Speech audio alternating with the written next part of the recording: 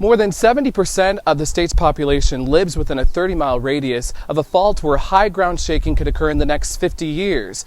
That fault is the San Andreas Fault, and with its little to no seismic activity going more than 100 years now, geologists say that's all the reason more for the big one to occur sooner rather than later. For the visiting tourist, or seasoned native, there's no question that Southern California is known to be earthquake country. Although the ground may not be shaking now, concerns from students about the big one are now shaking on a matter of when. I think as most people would feel, we're all quite nervous when it comes to major disasters, especially with us being on the fault line in California. Since it hasn't moved in so long, I get nervous about it, and honestly, I don't know what I would do. I'm nervous because I don't think any of us are prepared. One common thing that we're all taught to do is get undercover. But if something falls on you, then you're just trapped forever.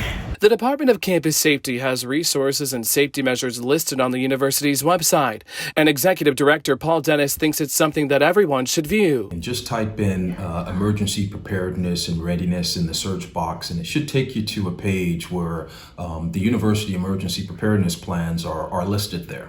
And there would be one specific to earthquakes. Click on that, and it will kind of give you a step-by-step, action plan of things that you should do in the event that we experienced an earthquake here on campus. For those that aren't, residents of California and aren't used to it, it can be fearful.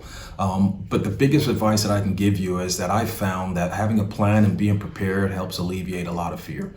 So, do a little bit of homework, read about it. What is an earthquake? How do they happen? You don't have to be an expert on the topic, but when it does happen, it wouldn't be foreign to you, and you know what to expect, and you would know how to respond in the event that it happens. So preparedness is the key, in my opinion, to reducing that fear and anxiety.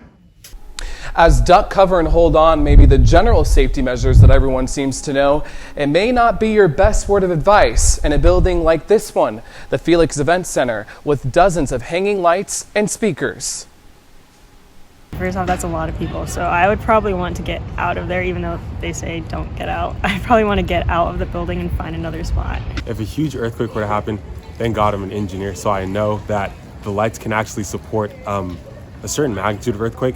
So I'd still get out and try and go to the largest open space, which would be the parking lot. So you're not scared of them falling down on you? Not really. It is a concern, but not in a major sense. Securing things that could potentially fall in the case of an earthquake.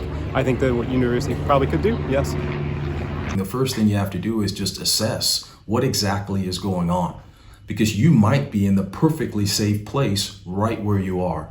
So if it's in the middle of chapel and it's shaking, just pause and assess. And if everything is stable, nothing is falling, that where you are is probably the best place. If things are falling and it appears that you are in harm's way, then carefully try to move into a place where it is safe, whether that's outside the building, whether that's in a door jamb, but certainly move in a safe and calm fashion to an area where you can better protect yourself and others. For other safety and preparedness resources, there's an app for that. Los Angeles County put out a couple of years ago an app called Shake Alert LA. The way it works, it's designed to kind of be an early alert system, if you would. In that the app will notify you if a earthquake has begun somewhere in Los Angeles County, and it won't give you hours or minutes or of advance notice, but it can give you seconds of advance notice, and in critical incidents, seconds matter, right? At least it gives you an opportunity to be aware that some shaking might start, and you can plan and act accordingly. And for more information regarding earthquake awareness, safety, and preparedness, Director Dennis and Campus Safety encourage students to do their own research online, visit Caltech's seismic offices, and also to know how to make their own go packs. For Zoo TV, I'm Channing Reid.